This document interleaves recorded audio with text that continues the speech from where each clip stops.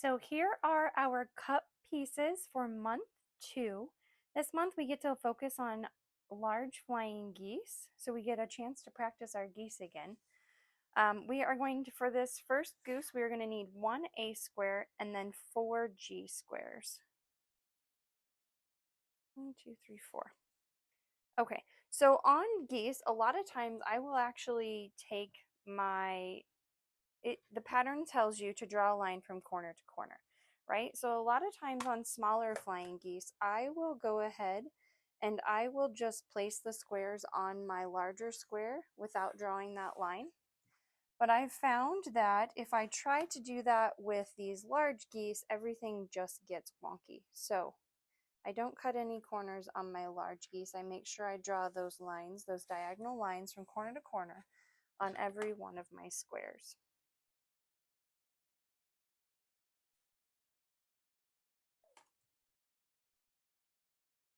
And with batiks, which are what I'm using, sometimes it's hard to determine what is the front and what is the back. So a lot of times this one, it looks like the print is just a little bit darker on the front. So I'm going to flip it over, I guess, on that side. Which side? This side, I think it's a little darker. So I'm going to use this as my back. Some batiks, it doesn't really matter what side you use. Okay, and just like our flying geese last time, I'm going to place my first square on the top left corner. And again, I'm going to just overlap that edge. Can you kind of see how far that is over? And then I'm going to place my second one. Now also with these geese, I feel like things kind of slip a little bit. I'm not a huge proponent of pinning, but I am actually going to go to the iron and I'm just going to iron these down so that my pieces will stick together a little bit better. So this is after I've ironed. You can kind of see how much better my pieces want to stick. They don't just want to fall off. If you like pins, I go that route instead. Either way works. So I'm going to take this to the sewing machine and I'm going to sew a scant 1/4 inch along both sides, and then we're going to come back and cut it. So here's what it looks like with both of those seam sewn on either side of that line. Now I'm going to go press this to set my seam and we'll be back to cut it in half. And setting, okay, so here I've pressed my seams. Heat pressing and setting those seams is something that is optional, and I again used to cheat and not do it. But I have found that my blocks stay truer to size. And they don't get wonky if I do that. So I've cut that in half along that drawn line, and now we're going to go iron those triangles out. So with those triangles pressed outward, we are going to place our additional 2 squares, our G squares, on the unsewn corners here of our orange, of our A squares. And again, I'm to the outside of my A square just a little bit. Give myself a little bit of room. Make them a little bit bigger so that we have room to trim down. I'm going to iron these so that they don't move. Again, you could pin them if you like, and then we're going to sew down both sides of those drawn lines. So with my seams sewn and my seams also set by pressing them, now we get to cut along both drawn lines again. And now we have our first 4 flying geese. I'm going to press these and then we're going to trim them. So for trimming these, if you have a fancy block lock or any other tools that help you trim up your flying geese, go ahead and use that. But I am just going to be using a regular ruler because that's just kind of how I grew up doing it. So these are going to be cut at 4.5 by 8.5. So half of 8.5 is 4 1/4.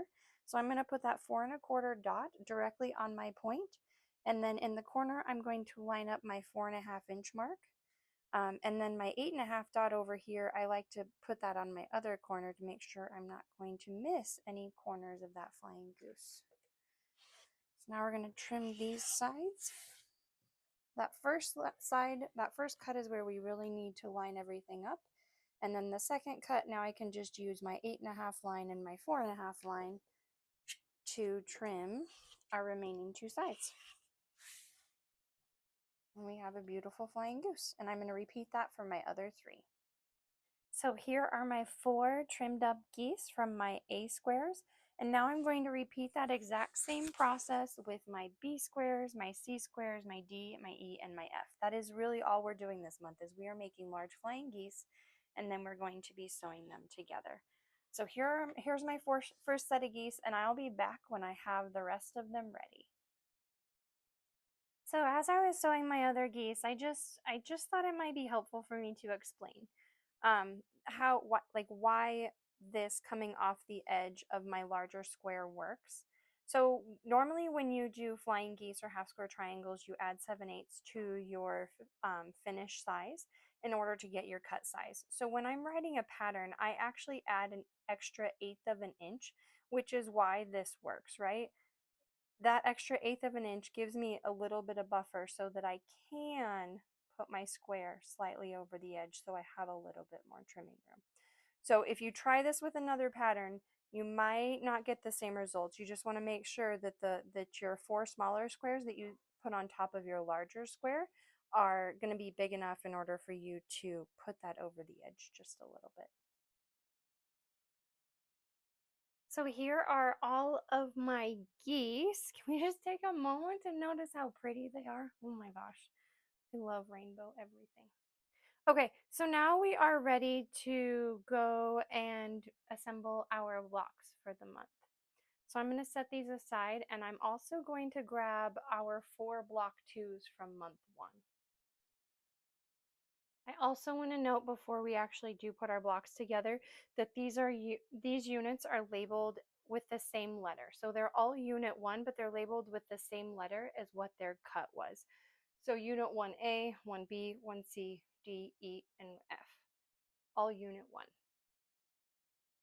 So we're going to grab 1 unit 1D, 1 unit 1C, and then 4 block 2s from month 1.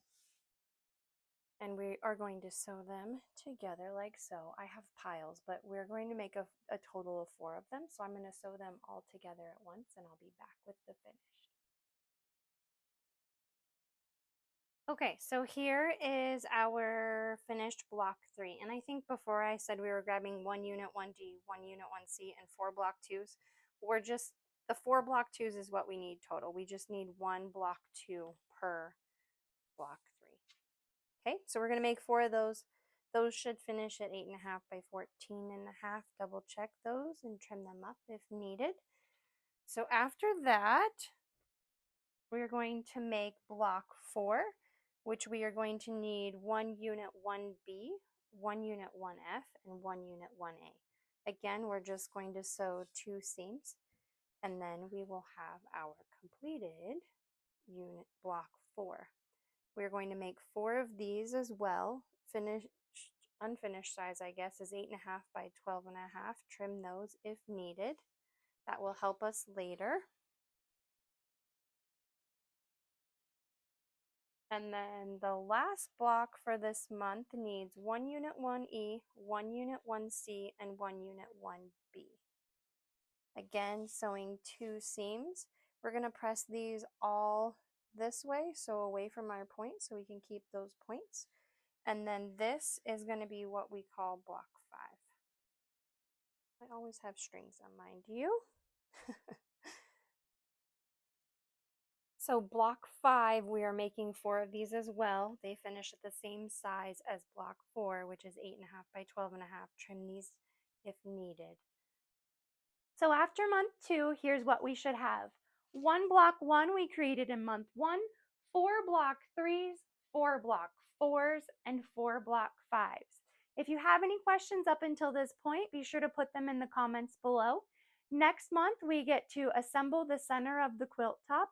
So be sure to like, subscribe, and I'll see you next time.